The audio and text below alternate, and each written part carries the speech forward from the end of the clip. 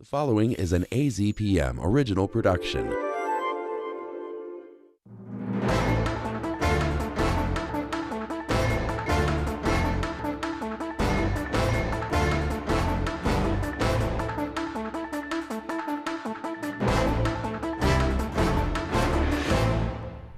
Welcome to The Press Room, a production of AZPM. I'm your host, Steve Goldstein. It is our new version of a sort of roundtable. You've probably seen these before, but we hope that the guests we have today will make it a little bit more special. They include Christopher Conover of AZPM, Jim Ninsel of the Tucson Sentinel, and John Washington of AZ Luminaria. Guys, thanks for taking time today. We appreciate it.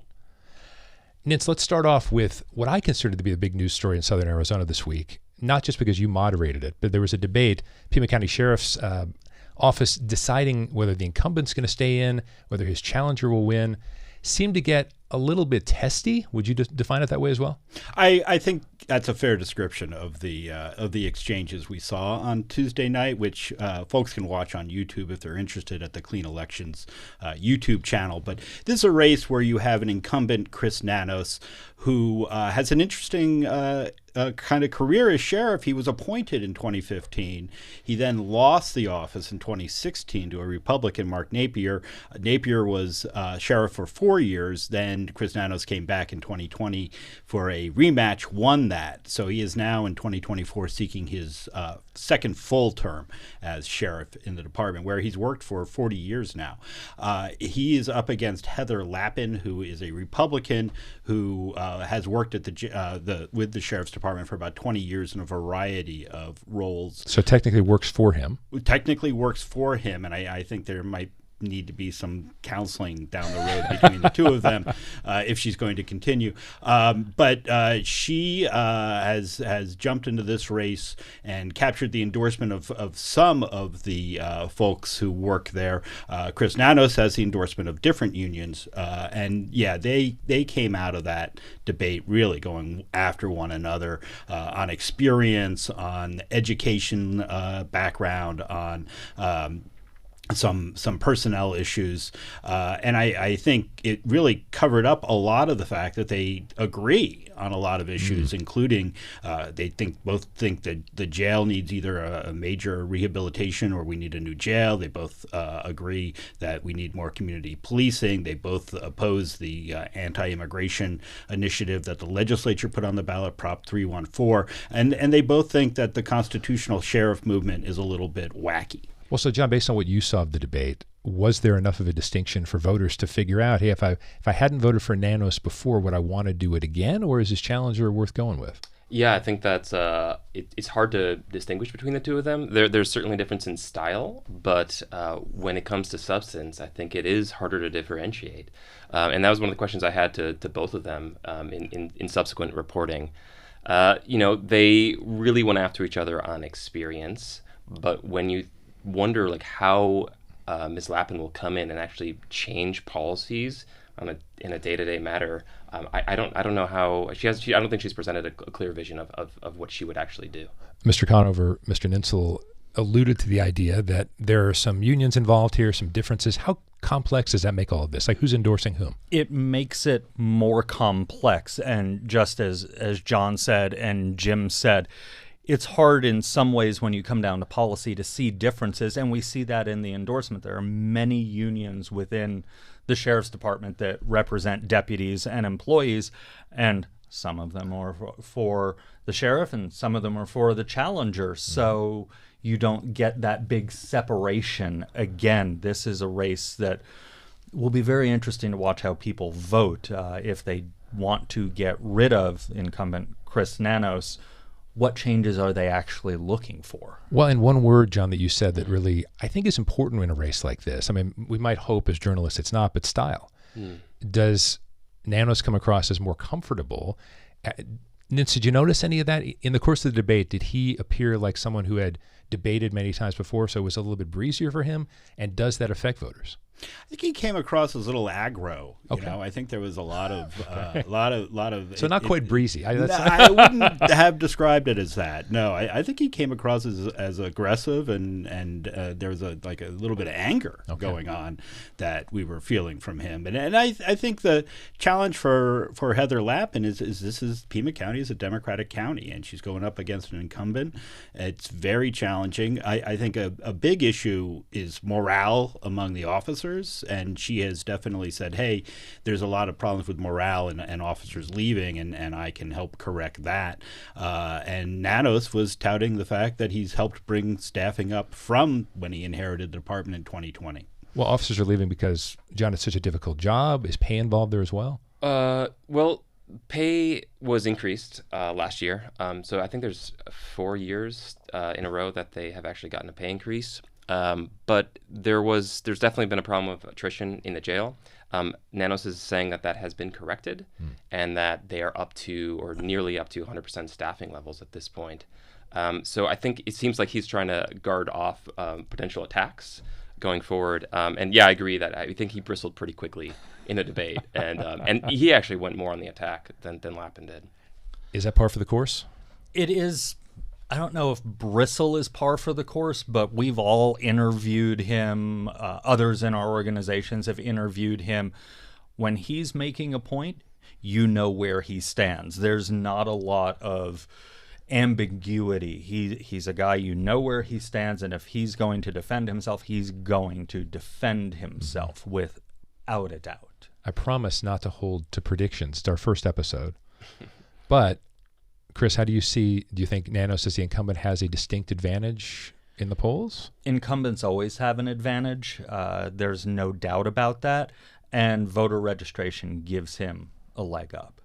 Yes. Well, he has proven that he can lose to a Republican candidate. So, but I do think with the voter registration advantage, he has a better chance. And I want to just compliment John here for his reporting on the jail deaths that have happened in the Pima County Jail and the disturbing number of people who have died while in custody. Nanos says he has worked to stem that, and it is true that I don't think we've had a death in there for almost a year. Yeah, I mean, I think that's another example of him sort of stealing off potential attacks that for a while, for years, or a couple of years at least, the Pima County Jail was seeing one of the country's highest per capita death rates. And now, all of a sudden, that has turned around, and we're nearing a year anniversary without a single death. Wow. So that there has been a significant change in the jail right now.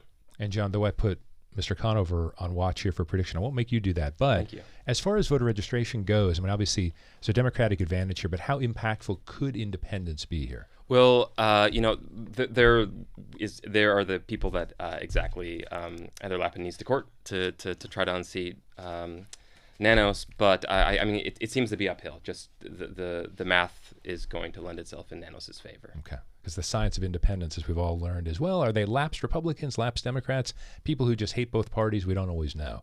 Nitz, did you get a feel for that as far as her trying to court independence? Well, I do think that when you look at things like, oh yeah, we need community policing, and Prop 314 is not a good idea. There's, as we were saying earlier, not a lot of difference on the policy thing, and it does seem as though she's not talking about, I'm going to send troops down to the border, and she's not pushing those buttons as we've seen in Pinal County and Maricopa County in the past. So, Chris, we've had 2 mentions of Prop 314. I will not hold off on you guys any longer. A Noble Predictive Insights poll came out to say that this new, which those who are detractors say reminds them of SB 1070. Exactly. It has some shared elements. Some of them are obviously not quite that extreme. 66% in the Noble poll of voters say that they support. Only 13% say they would not vote for it. And what's shocking about that is that this even Democrats were not opposed to this piece that voters are going to have a chance for. How do you read that? It was interesting as you broke those numbers down further, which the folks at Noble were kind enough to give us a lot of breakdowns. The strong, we'll call them MAGA Republicans, big numbers. I think it was in the 80% of them are supporting the proposition. But as you got further and further away from that politically, those numbers dropped. but many of them were still in the 50s, and I think the lowest numbers I saw were in the 30s. So there's still a lot of support there. And one of the things that was pointed out was there are things like checking backgrounds and status E-Verify, of course, is one of employees. A lot of people were fine with that. It was some of the other parts of it that people had problems with. But of course, it's all rolled into one package. So you either have to check the yes or the no, or in Arizona case, color it in, yes or no. Well, then it's ancient history. I mean, Janet Napolitano, Democratic governor, courted independence in a lot of ways. She was very much in favor of E-Verify. So I wonder if that particular element of it is going to draw in some of those other folks. And yet we still have, I still think we have the fog of SB 1070 in some form or other. If you say those particular letters and numbers, people are like, oh my gosh. So I would think if the opposition mentions those letters and numbers enough, people might change the tide, but maybe not. We're 2 months away from the election. Yeah, and 1 month away from early voting. Yeah. So the ballots are going into the mail soon. I think there's a tremendous amount of frustration about illegal immigration. And I think there's also a real fundamental misunderstanding in a lot of ways, because I think it used to be people were coming into the country because they were seeking work and they were trying to avoid the Border Patrol so they could get further into the country and be able to find a job. I think what's happened now is you have this asylum situation where folks are coming across the border and surrendering to the Border Patrol. They're trying to find the Border Patrol so that they can be detained and then become basically what's called a legally processed asylum seeker. And then they have their paperwork and they have a court date, and down the line, they'll their case will be adjudicated, though in many cases that can take years because there's such an enormous backlog now. So the arrest numbers climbed tremendously as people were coming across and surrendering. What's happened recently is a tremendous drop in the number of people. I think in December they were processing like 1,500 people a day at the Casas Alitas Welcome Center, and that's down to about 150. So it's like dropped dramatically since over the last few months. And some people say that's seasonal. Some people say that the Biden administration has leaned on Mexico to try to prevent people from even entering the country. And some folks suggest that the Border Patrol is taking different steps to deport them. But nonetheless, a lot of people coming in, and that's creating a lot of frustration. And you know what's interesting about those changes from the nearly 20 years I've been here, Jim, and you and I have known each other, exactly what you're saying. Now people are more asylum seeking. We saw the videos at the end of last year of all the people lined up. Those were people who were lined up. They were queuing to attempt to apply for asylum. That's not always the way those videos were played on some of the national media outlets, but also in talking to folks who deal with the legal system with asylum, there is that tremendous backup you talked about. It can be years before the folks with asylum get their hearing, but more than 50% of them end up losing those hearings and getting sent back. This was about a year ago, but there was an interesting stat that over 80% of them show up for their court hearing, which is probably better than people with speeding tickets. And we have the shortage of immigration judges, of course, which has complicated things. Now, John, what about that steady drumbeat, though? The more people hear crisis, crisis, crisis, however one defines that, I think that would affect whether they're part of the 66% or the 13%. Yeah, I mean, I think as Vince was pointing out that, this bill was initially written in a period of extremely high migration, and that migration, as you're saying, has been curtailed. And I think it's also important to understand that there was a flurry of legal challenges to when this was trying to be put on the ballot. The legal fight is far from over. We saw SB 1070 play out in the courts for years, and this will certainly be challenged. I mean, attorneys and advocacy groups have already signaled that they're going to be challenging this if it passes.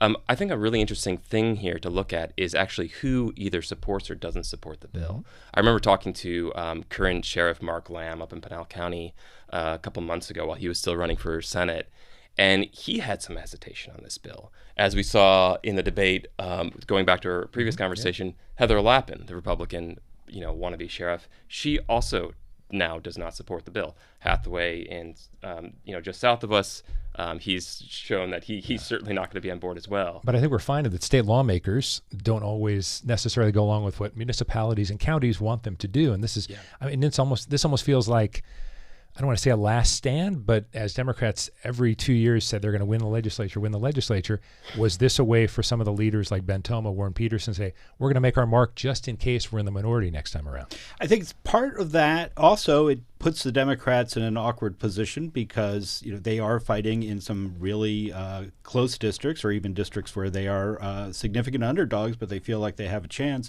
But their candidates have to say, well, I don't support this proposition, and maybe a lot of the voters there do. So you got that. That's kind of counterbalanced by the abortion initiative. I think that was one of the motivations of the folks there was, well, this abortion initiative is going to bring out a lot of voters, and it's going to hurt our Republican candidates. Maybe we should put something else on the ballot that will hurt the Democratic candidates. I didn't see the Noble poll break it down by region, and if it did and I missed it, forgive me, but I'm wondering, just based on, John, I'll start with you, based on your experience reporting here, would it surprise you if those in Pima County, Republican or Democrat, were not in that 66% group? It would not surprise me. I mean, I don't know the numbers either, but going back to one of the things that Lappin was explaining as why she no longer supports the bill, she said that it wouldn't have much of an impact actually in Pima County. Pima County has over 100 miles of border, so it's interesting to think like, all right, so if it's not going to have an impact, then what exactly is this bill going to do?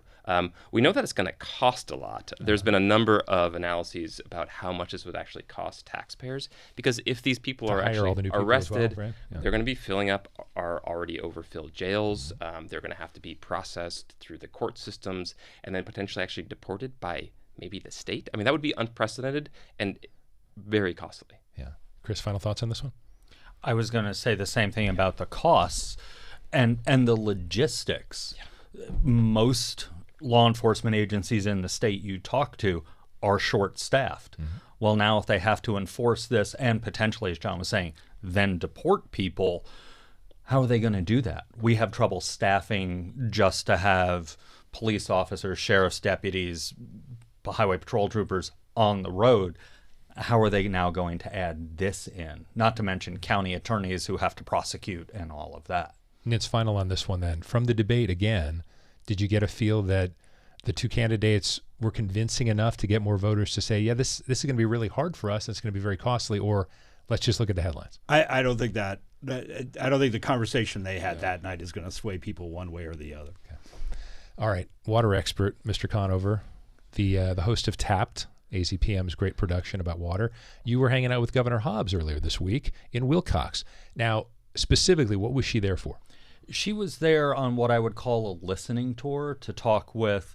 Those can be dangerous sometimes. We've seen that before. They can be dangerous sometimes. She met with the mayor and the vice mayor of Wilcox, the city manager, to hear about some water issues they're having within the city-town limits. She met with homeowners and smaller farmers. And the overall message that she heard was that these big corporate farms, everyone was pointing at dairies in specific, are really impacting the local wells. And we're seeing this. Cochise County is not alone in this. We've seen it in La Paz County and Mojave County in all of our reporting. She also went and visited one of the fissures that has opened up in the ground in Cochise County, and a hydrologist was explaining to her that the reason those fissures open up is the water table is dropping. If we're able to fill the water table back up, you can't just fill that fissure up and it goes away. That fissure will always be there. But that area of Cochise County, the Wilcox Basin, does not have a lot of regulation. There was an AMA, an active management area on the ballot. It was turned down. So if you own the land and you have the money, a big corporate farm, you can stick a well, a big straw basically, a long way into the aquifer that farmers next door or homeowners next door can't do because of the cost. How much did Saudi Arabia come up at all? Saudi Arabia came up very briefly in a question. Of course, they're Fondamonte over in La Paz County. AZPM discovered this week that Fondamonte has been permitted for another well. I think this is their 33rd on their owned property in La Paz County. That permit allows them to go as deep as 1,500 feet. The average well right now in La Paz is about 240 feet on a private, a home well or a small agricultural well. Saudi Arabia obviously has a lot more money, so they can afford to do that, and they're draining that aquifer, as are others. They are not the only ones. So this is, Nancy, I'm going to throw this at you. So I'm going to sound like a naive old guy who's lived in Arizona for too long. I remember a photograph that had Carl Hayden, Mo Udall, Paul Fannin, I think, might have been in there as well, about here are Republicans and Democrats coming together on water in Arizona, even based on AZPM reporting, based on the fact that most of us live in a desert area. Do you think that we'll see real leadership in this, whether from Governor Hobbs or legislative leaders, to find a way to solve some of these problems? Well, first, let me just compliment Christopher's amazing water reporting, which I think is absolutely vital to our region, and just say that there are a lot of people who are drinking our milkshake, if I can go back to There Will Be Blood. Yes. And I think it is long past time for state lawmakers to actually step up and deal with this problem, and they are not. So there were a couple efforts last time at the legislature, but nothing significant has been passed, and we need to get something done, because that subsidence, once it happens and that earth collapses, you can't refill your water tables. What is the level of urgency, I wonder, that you saw in the Hobbs campaign? I mean, is regulation an existential question for Arizona at this point? It is an existential question, and the governor really put a lot of the blame on regulation at the feet of the legislature. As Jim said, they did not get the bills passed. She said to us yesterday that she would be willing to take executive or administrative action to help get some regulation down there. When we pressed her and said, okay, when do you do that?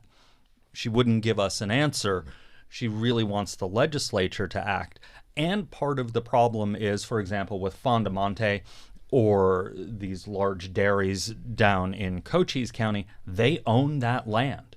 If there's not legislation, you own the land, more or less, you own the water rights. We found a hedge fund that is buying up land in western Arizona to the tune of hundreds of millions of dollars at a time, and they have those water rights. Now, that may pique some interest in Phoenix, because one of the aquifers that they bought into is a transport aquifer, which means by designation of the legislature, that water goes to Phoenix, not to La Paz County. Now, with a New York-based, filed in Delaware with a parent company filed in the Grand Caymans, private investment fund, what the rest of us call a hedge fund, owning that may wake some people up in the Metro Phoenix area. But right now, there's nothing that can be done. That's privately owned land. Now, I promise I'm not down here to steal your water, just so you know. We're down to the last couple of minutes, gentlemen. So let me ask you just about something very political. John, let me ask you about this. This struck me as someone who spends most of my time in Phoenix. I know why Vice Presidential nominee J.D. Vance is spending a lot of time in Phoenix, but 2 events in Phoenix did not come down here. It seems like if he did, it was just to look like he was at the border and look like he was doing something. Considering this state as a battleground, not just Maricopa County, do you think maybe we're going to be seeing more appearances down here or no? I mean, I think, both sides are going to be grubbing for our 11 electoral votes for sure. But it is interesting. I watched a little bit of his presentation yesterday. He's leading with the border, but he's actually not on the border. Right. I don't know if that was because of a little maybe technical snafu from the week before, where Trump was standing next to the border wall for the background optics, saying that, look at this big, beautiful thing I built, when it was actually built by the Bush administration. Vance was here slinging the border message again and trying to rally up actually Latino, potentially Republican-leaning Latino voters. We'll see if it works. Nintz, do Pima County and Southern Arizona voters get offended by that? Like, why are you not paying more attention to us specifically? I think of all the things that voters might get offended by the Republican ticket, that's going to be way down on the list. Yeah. But do you think they should be, because again, 2 events in Phoenix, J.D. Vance's, I know we have a lot of resorts up there, but I mean, other than that, I'm not really sure why he needs to spend 3 days as opposed to 0. Well, Trump was down here just a couple of weeks ago, and I expect we're going to see a lot of the candidates on both sides and their surrogates stomping through, both in the major metro areas and down on the border wearing their cowboy hats. And we've certainly gotten a lot of surrogates down here, sometimes in the name of an official White House visit, but we've had so many secretaries and undersecretaries saying, look what the Biden-Harris administration has done financially for Southern Arizona. And let's be honest, at the end of the day, more than 4 million of the 7 million residents of Arizona live in Maricopa County. I'm fully aware of that. There's a lot of traffic getting to and fro. But do you think that surrogates are fine, but do surrogates have much of an impact here or anywhere else? I don't think the surrogates have the same impact anywhere that the top of the ticket has. I also think, having been down here for a long time, we're kind of used to everybody going to the great state of Maricopa and ignoring Southern Arizona. Do it at your own risk, but I think people are like, oh, of course, they're not going to come here. So when they do come here, they actually get more notice. Okay. Nance, any final thoughts on that? Well, Buzz is absolutely right. The Biden administration has been sending out a lot of folks over the last year touting all of the investments in electric buses and in local national parks and things of that nature. So I expect we may see some of that continuing in the next 2 months. Okay. Jim Ninsel of the Tucson Sentinel, John Washington of AZ Luminaria, Christopher Conover of AZPM. Thank you all for joining us in this first edition of The Press Room. I'm Steve Goldstein. Great to have you with us.